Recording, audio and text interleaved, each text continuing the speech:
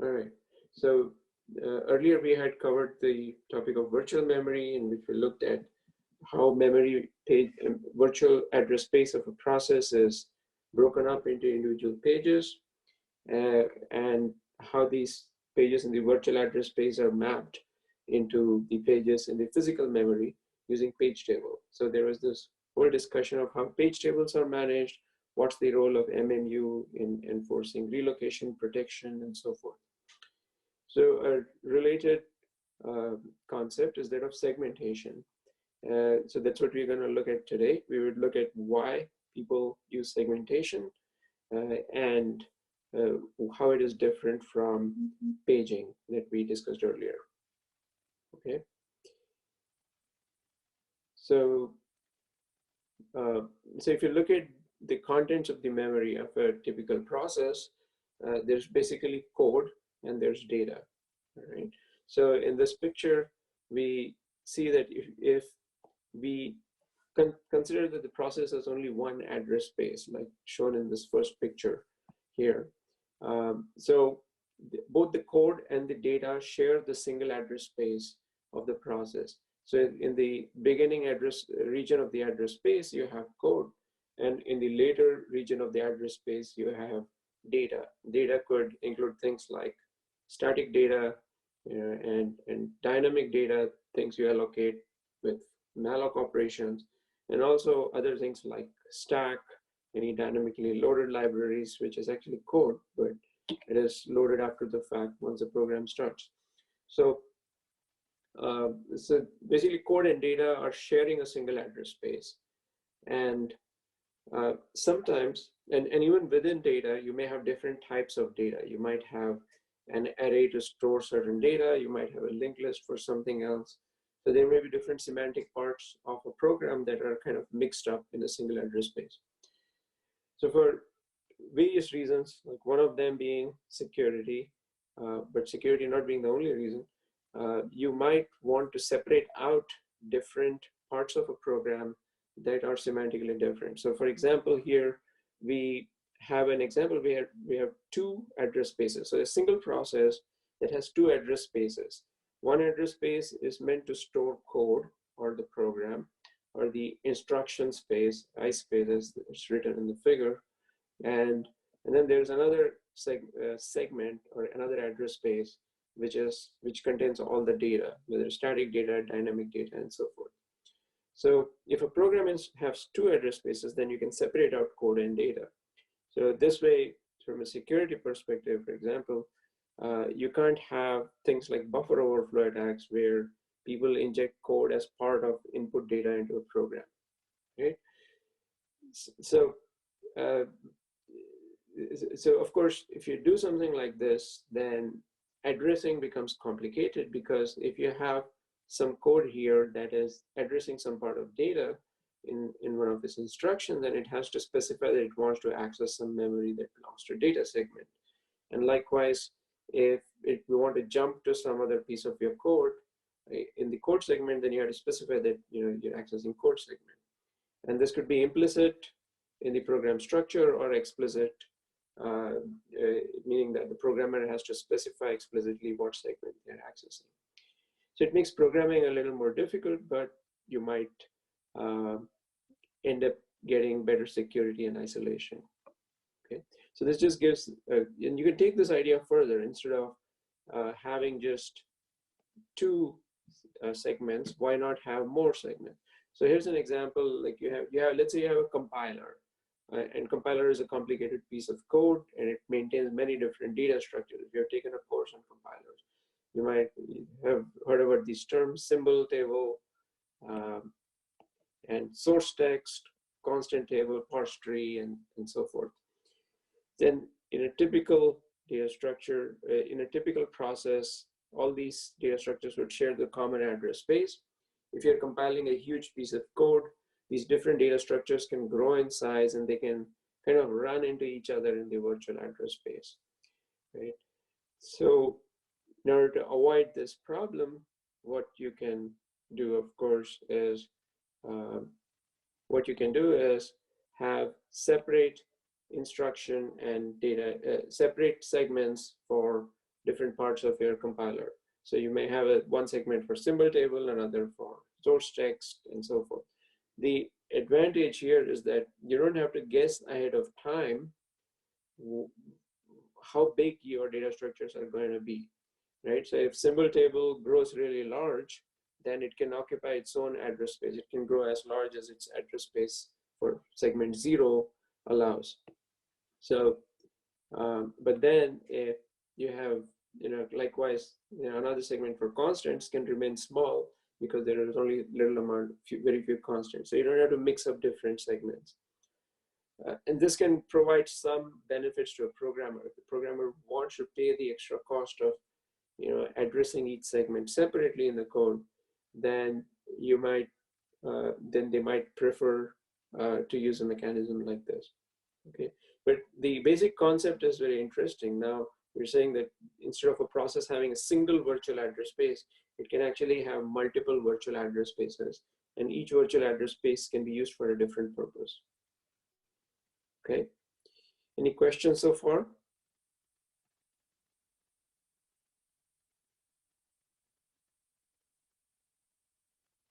All right. So as I have hinted, so for paging and segmentation, these are two mechanisms, but they are not mutually exclusive. What that means is that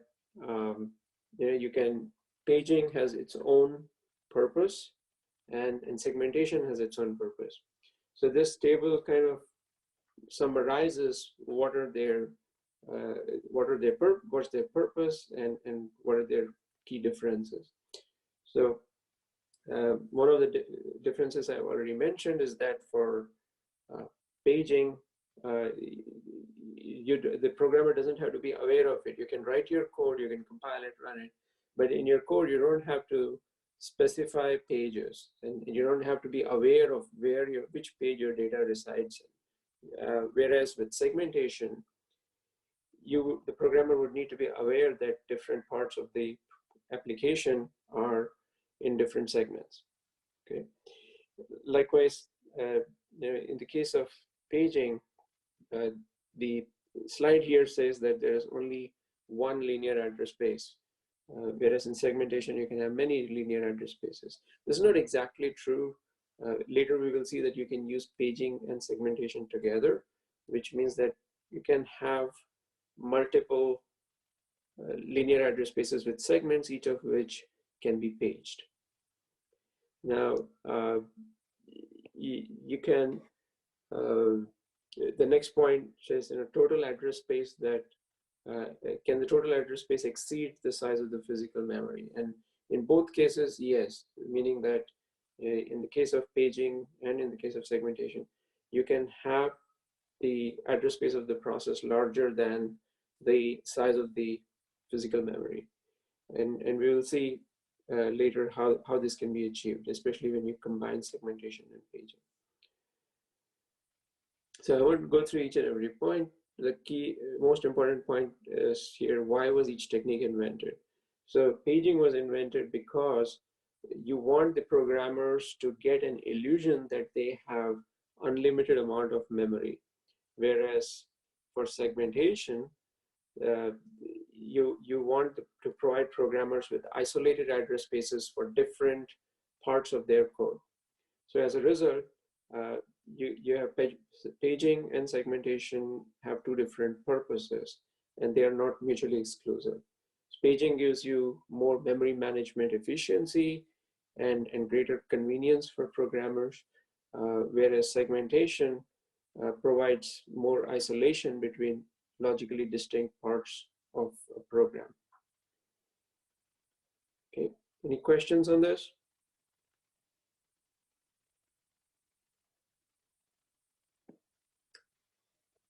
Okay, going to the next slide. So if you forgot about paging for a minute, if you just considered segmentation, what would memory management look like? So this slide shows how you might end up using only segments to manage your physical memory. So in this example, we have many processes, or however you may think about this. You may have many segments within the same process, for example, and or they belong to different processes. So each segment, so in the beginning, in the memory, we have segments 0 through 4, 5 segments. And at some point, let's say that some process wants to have more memory. So let's say we have to bring in segment 7 in this case. So in column B, we are bringing in segment 7.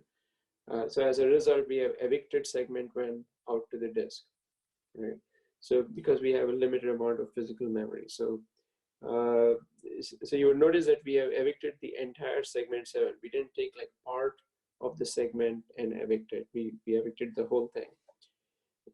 And as a result of this, when segment 7 came in, it occupied some of the space, but there was some free space left over, which was unused, right? Later, we want to bring in segment 5. So as a result, we evict segment 4 and use that space to store segment 5. Again, we have some space left over, which is not used. So as you can see, over time, if we keep doing this swapping of segments, then we would have these small regions of memory that are unused and that are too small to be used for any single segment. This is called, of course, fragmentation. It's also called checkerboarding pattern, but the term we are familiar with is fragmentation.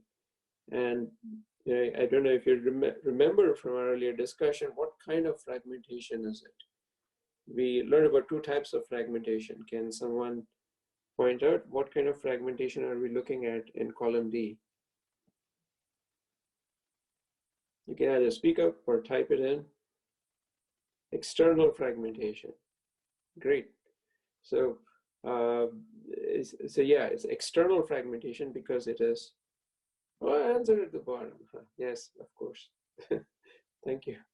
It's all hidden by the video on my screen, so I didn't notice. But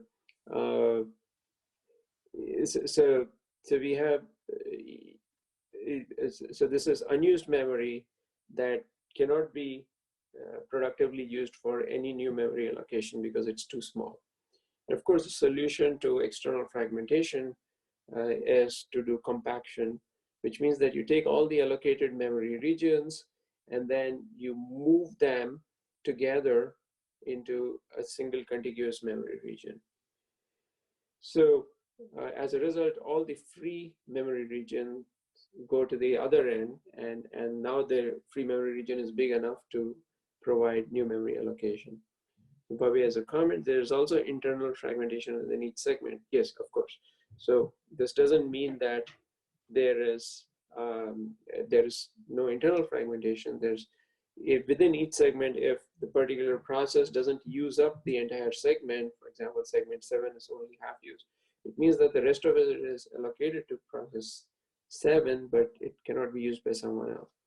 So segmentation can make both internal and external fragmentation expensive, right? Just like super pages. If you remember, we had different sized pages.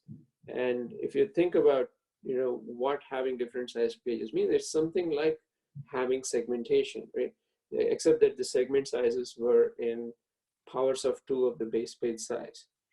We don't call it segmentation, we just call them large pages or super pages. So, and that's why we ended up with external fragmentation problem in the case of super pages also, right? So likewise, so this is, here we don't have any fixed granularity of segment sizes, rather segments could be of any size, and then we get pure external fragmentation. Okay, any questions on this so far?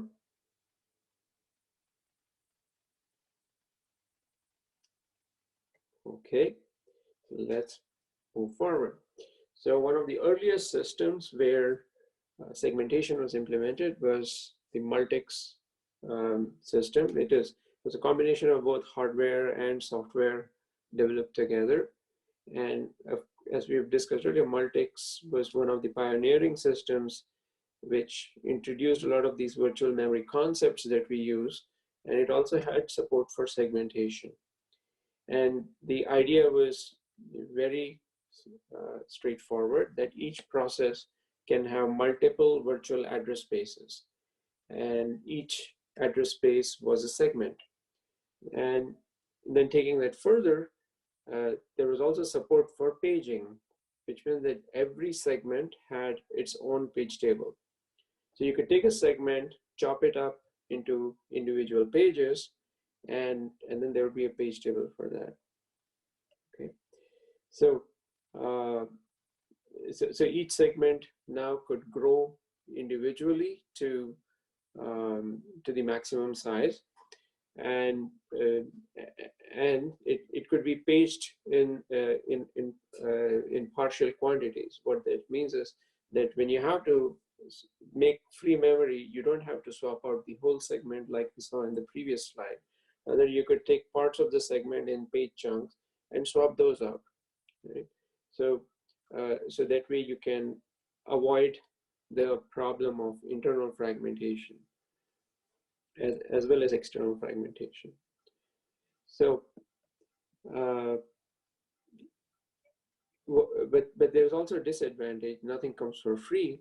One of the costs was that, of course, we talked about TLB earlier, and just like when you switch from one process to another process, there is a cold start penalty, the context switching cost, and part of that cost is that the TLB translations become invalid, so you may have to flush or invalidate certain TLB entries, your caches may be invalid, and so forth.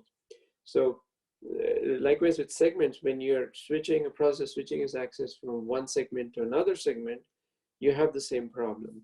And likewise, you may have to invalidate old virtual addresses in the TLB in order for new translations, for new segments to come in. Okay, so even within the same process, now we are seeing this cold start penalty when a program switches access from one segment to another segment, because virtual addresses across multiple segments are the same. Okay. Any questions on that? Is that clear?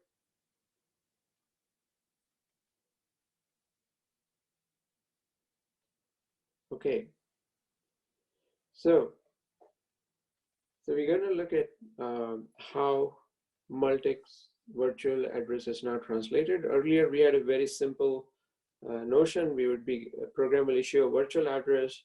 We would send that to the MMU. MMU would look up the page table, and from there it will get the physical address or the physical page number, right? So we could, earlier we would take the virtual address and then break it up into page number and offset, and then we would convert the virtual page number to a physical page number. But now, because we have many segments, we have an additional component to the virtual address, which is the segment number. So not only do you have to specify the virtual address, but you also have to specify which segment does this address belong to. And so as a result, now there's one more layer of translation in the virtual to physical address mapping. So the MMU would now take the segment number. It would use that to look up something called a segment descriptor table. So the segment descriptor table contains information about various segments. So each descriptor, each entry in the segment descriptor table describes one segment, right? So as a result, now you would look at the segment descriptor, and basically the segment descriptor will tell you where in the main memory you can find this segment. So and the way, and if the segment is paged, then instead of the segment descriptor will tell you where is the page table located for this particular segment. So you take the page table address for the segment, and then you would use the page number to look up the page table, just like what we used to do earlier. And then from the page number, we get access, we look up from the physical page number, we then add the byte offset, and then we access the specific memory location. So the last two boxes here, the last two steps shown here are the same as what we have learned for virtual address translation. But the additional step we are doing is doing a segment number lookup through the segment descriptor. And of course, you can optimize these things by having caches for various levels. So you can kind of cache certain segment descriptors in the hardware, so you don't have to look up in the main memory every single time, just like with TLB. Okay. Any questions so far?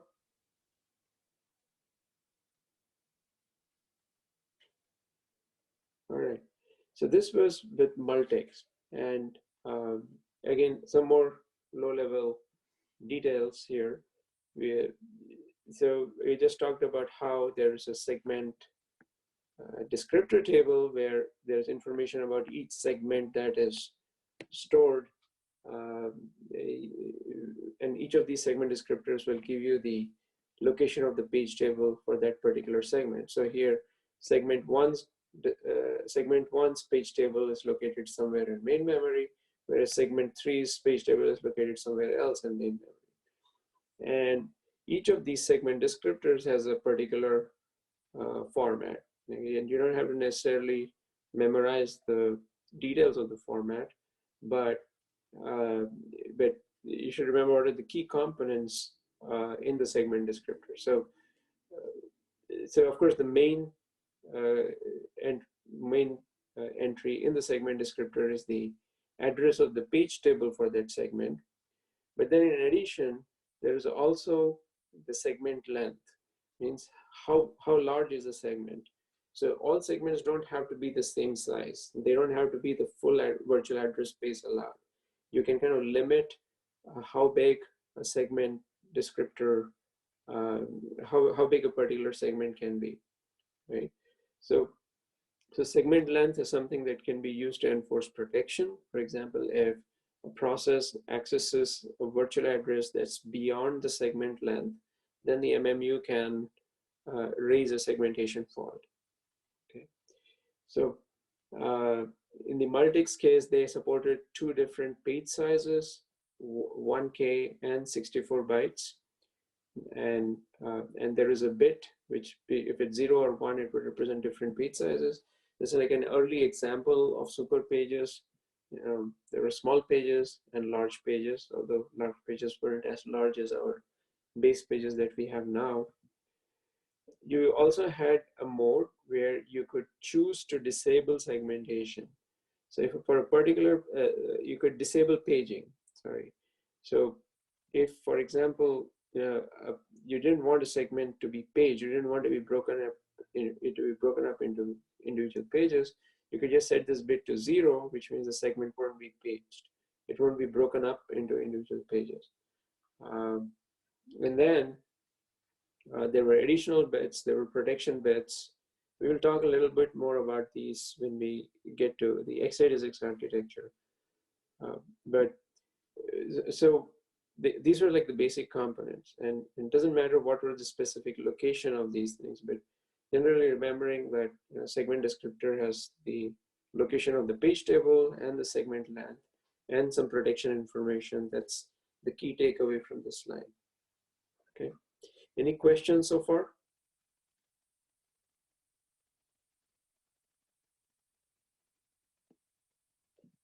All right. So with the Intel architecture, particularly when Pentium processors were released, the segmentation, Intel chose a slightly different way of implementing segments. So as we saw in the previous slide, if each of the segments in the Multics architecture had different page tables, what that meant is if a process switched from accessing one page segment to another segment, the corresponding page table used by the MMU would have to be changed. And there was a context switch penalty and possibly a cold start penalty involved in that. Plus, maintaining multiple page tables, one for each segment, added more overhead to the operating system as well. So in the Intel's case, to avoid having to maintain multiple page tables for different segments, the designers decided to have only one page table for all segments. And how does that work? So in the case of Intel, you can still have multiple segments, uh, and each of the segments is defined by a base address and a limit. Limit specifies how big is the segment in bytes, and the base address would point to uh, something called a linear address space, which is kind of a fake address space for the process, which is shared by all the segments. So for example, segment 1 here is mapped to the linear address space base 1, and it extends up to limit 1. Likewise, segment 2 starts from base 2, and it goes up to base 2 plus limit 2. And the other one goes from base 3 to base 3 plus limit 3. So, but then they're all sharing a single linear address space, which starts from 0 and goes up to max as allowed by the architecture. So on a 32-bit system, the max would be 2 to the power of 32. On a 64-bit system, that's 2 to the power 64. So what is the purpose now? So by doing this, since we have a single common linear address space, there could be a single page table that converts this linear address space to the physical memory, right? So you don't need to have multiple page tables, one for each segment. And of course, this might seem restrictive because if for example, segment 1 grows, let's say that limit 1 here in this example, you might think limit 1 cannot be larger than base 2, right? But so that's kind of a limitation that you could live with. But Intel kind of goes further than that and says different segments can be overlapping. What that means is that limit 1, for example, could be large enough that the first segment could overlap with the second segment, whereas in the second segment could be as it is shown in the picture, right? So you could have overlapping segments, and this is so the intermediate region that is overlapped is actually shared between segment 1 and segment 2. Again, this might seem like a weird feature, but it can be very useful. For example, we'll see in a little bit how Linux uses this overlapping segment mechanism to manage, to access user space code from kernel, right? So this is not as clean as having separate page tables for individual segments, but by sharing a single linear address space, we are able to have a single page table. So that way a program can switch from accessing one segment to another segment without asking the MMU to swap its page table, right? So the corresponding context switch penalty would be lower. All you need to do is switch a segment register, and automatically you're referring to different part of the linear address space. So there's a question here: how linear address space is implemented in modern OS. So linear address space is an architecture level feature. It's not an OS level feature. And so Intel architecture implements this translation in the MMU. So the OS, all it will do is it would set up these segments, and it would specify the base and the limit for each of these segments, and then it would then set up the page table translations for the process in the page table. So essentially, a segment would then, there's a mechanism for managing virtual memory areas, VMAs, and depending on what segment you're accessing, first you'll get the linear address space, and then the linear address. I'm actually describing what we're going to discuss in the next slide, so we might as well go to that. So here's the translation mechanism. So just as before, we have a segment number for virtual address, and the page number and byte offset. So here the byte offset is referred to as just the offset. Both the page number and byte offset are referred to as just the offset. So you use the segment selector as before. You look up in the segment descriptor table, it will give you the base address or the starting address in the linear address space for that segment. Offset is the virtual address that is used by the process. So process is using a virtual address, but it's not the final linear address that's used in the page table. Rather, it's treated as an offset into the segment, and you add the offset to the base address to get a 32-bit linear address. So going back to the previous picture, if I was, let's say, accessing a particular byte in segment 3, then the virtual address specified by the process would be relative to the base 3.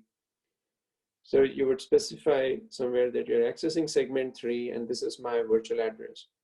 So segment 3, the MMU would then look up segment 3's descriptor, get the base address, then it would look up the linear address starting point of the base address, and then it would add the virtual address specified by the process as an offset to the base address, which would give you the linear address of the byte that you're accessing. And then you would use the linear address as an input to the page table. You divide up the linear address into page number and byte offset to look into the page table, and that would in turn give you the location in the physical memory or the physical address of the byte you're trying to access. All right. So this is the process that's described in the next slide, which is that you take the segment number, you look up the segment descriptor, which will give you the base address. Oops. And then it will give you the base address, and then you add the virtual address as an offset to get a 32-bit linear address. This linear address becomes an input to the page table. So page table, like we saw earlier, on a 32-bit system, it will consist of a page directory, a page table, and then finally the page that you're trying to access. So the first 10 bits we use an input to the first level page directory. Second, the next 10 bits as input into to index the second level page table, and then the final byte offset to index and access the specific byte in the page. Okay, so of course this is a 32-bit mechanism, and for 64-bit mechanism it's a bit more complex, but then you have again multiple parts of the virtual address space, and the overall mechanism works fairly similarly, except you have more levels, 4 levels instead of just 2. Does this make sense? Any questions?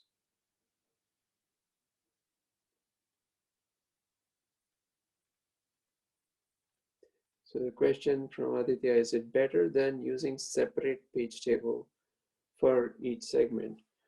It is certainly, it's better in some sense, maybe it's worse in some other sense, right? So it's better in the sense that OS doesn't need to maintain multiple page tables, and like I mentioned earlier, you don't have as much cold start penalty, and then your TLB structure doesn't have to kind of account for which segment you are accessing. It's worse in the sense that every segment doesn't have its own complete virtual address space to stretch out to, right? So you lose something, but it turned out that people who were developing applications, they really didn't need these additional features. In fact, so in 64-bit systems, 64-bit x86 systems, or what's called, let me get my pen back. In x86 64 systems, 64-bit Intel architectures, user space processes don't have segments at all. Actually, their segmentation is disabled. For all the discussion we've done so far, actually Intel architecture has moved away from segmentation. There's a limited support for segmentation, but only for operating systems use. And I'll talk about that in a little bit. But it is still a useful concept. Just because Intel has moved away from it doesn't mean that conceptually it doesn't make sense. But it seems that user-space process apparently don't have, because not that many people were using segmentation the way it was designed. Only OS designers were using it, and I could talk about that right now. So let me see if we have more on this topic. Yeah, this just gives a little more details about how the segment descriptor looks like. So, so a Pentium selector is it describes the segment. It's basically a segment descriptor for the segment you're accessing, and you have the segment number in the Pentium selector, and then there's a bit which specifies it's a global segment or a local segment. Global segment is valid segment across the entire system. It's usually used by the OS, whereas local segments are local to specific processes. So if the operating system defines a segment, that would usually be the global descriptor table or GDT. And if a process defines a segment, that will be local descriptor table or LDT.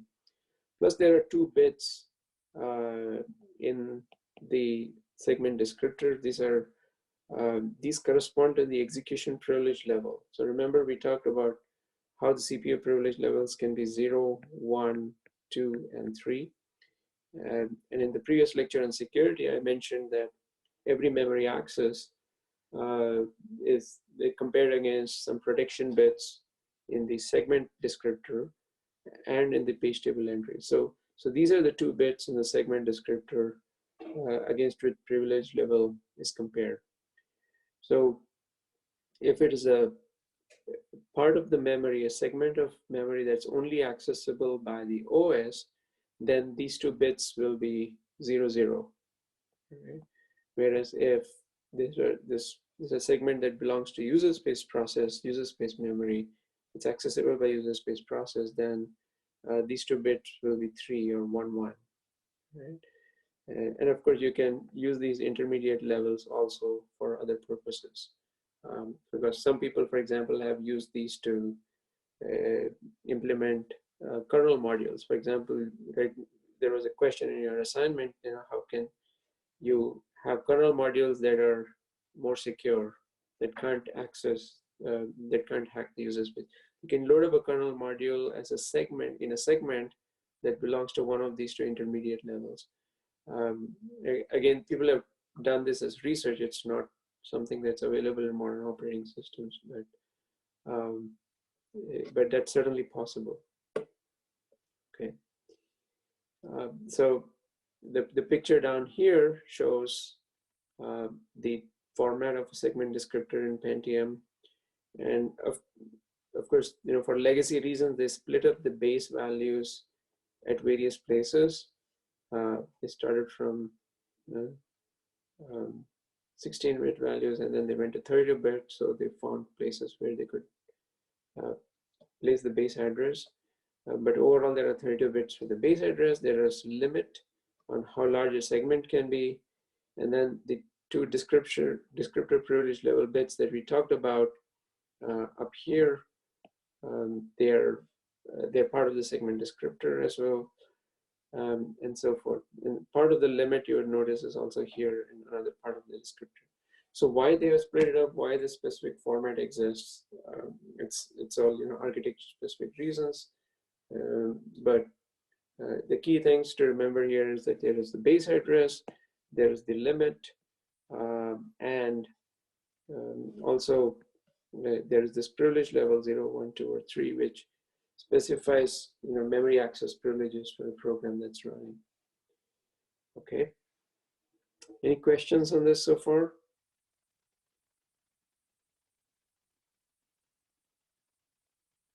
Okay, so I had promised you to tell you something about how operating systems use this. Let me see if I can create, I'm going to stop share and start a whiteboard.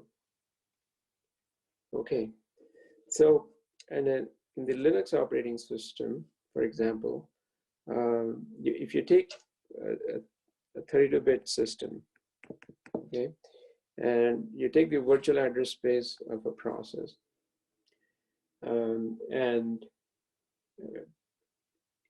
so you would typically expect 0 to 4 gigabytes of virtual memory.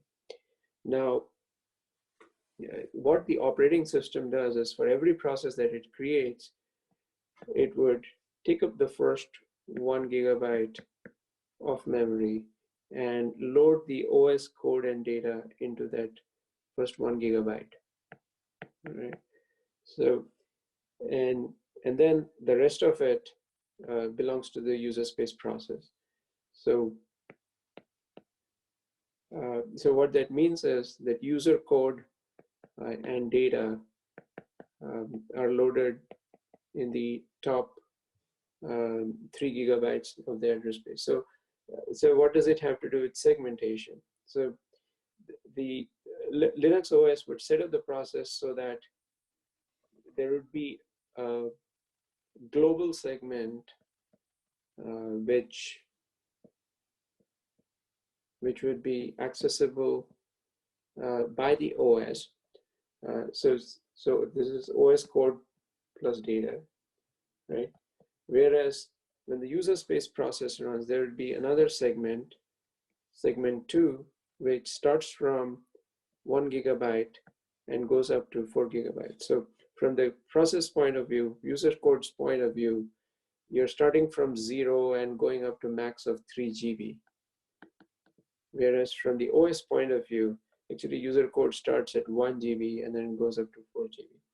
So this is an example where there are two overlapping segments, and the first segment is used by the OS and the second is used by the user space process.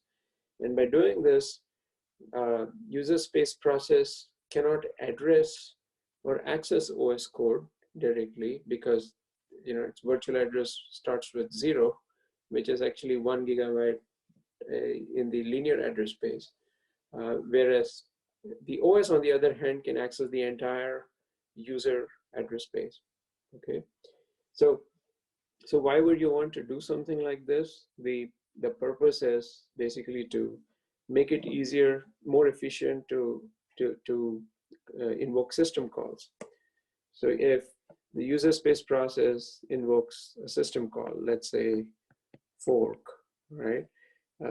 So in order, because the OS resides in the same linear address space, so the sysenter instruction would simply change the segment descriptor to point to the global segment, and now and as a result, the fork system call simply becomes like a jump into an existing, into another part of memory of an existing address space. All right. So, and once the fork system call executes and completes, then you return back. Of course, since it is fork, or there will also be a child process doing the same thing, or you can have any other system call. You return back, and that's again a jump back in the same address space. All you're doing during the return operation is you're changing back to the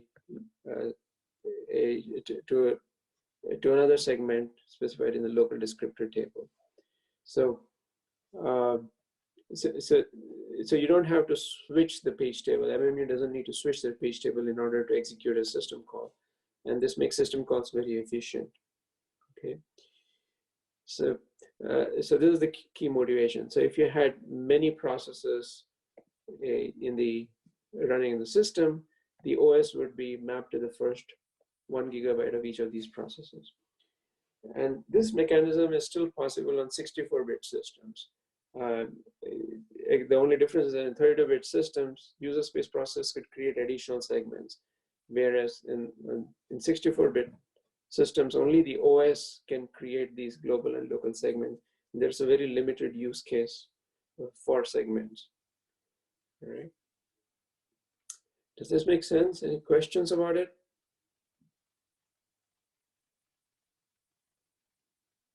So one of the things we may want to consider is, what if someone didn't want to use segments? There was recently like these security attacks, hardware-based security attacks, side channel attacks called Meltdown and Spectre. And part of these relied on, flaws in, of course, how the hardware was doing, prediction, speculative execution, but also that had an implication on how segments were being used. The way these attacks worked, it turned out that user space code could kind of predict what the execution stream that was going to be speculated, and if it predicted correctly, then it could essentially execute code as OS code, simply because of the fact that OS and user space code were sharing a common linear address space. And of course, it was this real solution was to fix the hardware to add more protection checks. But while for the intermediate systems that were not yet patched, for CPUs that were already out there without that patch, the solution was an OS level solution. So essentially what Linux developers did was temporarily they said OS and user space can't share. Instead, they would run, if you applied a patch to Spectre and Melter on a legacy system, you would have OS and user space running in separate address spaces. And what that meant was system call would result in a context switch operation to another address space for the OS, and likewise a return operation would do another context switch back. So system calls became expensive because in order to avoid the side channel attack because of Spectre and Meltdown, they had to basically separate out OS and user code. Okay, so this was just a couple of years back. It was big news back then. Okay, so there's a question from Shengdong. Is it possible that I can hide something in userland where the OS kernel could not see it? No, but pretty much OS is what gives you memory. So any piece of memory that it gives to your process, it keeps track of it, so it can always access it. Like all physical memory is accessible by the OS. And of course, people want to do things where they want to hide things from the OS, especially on cloud platforms where you don't trust the OS.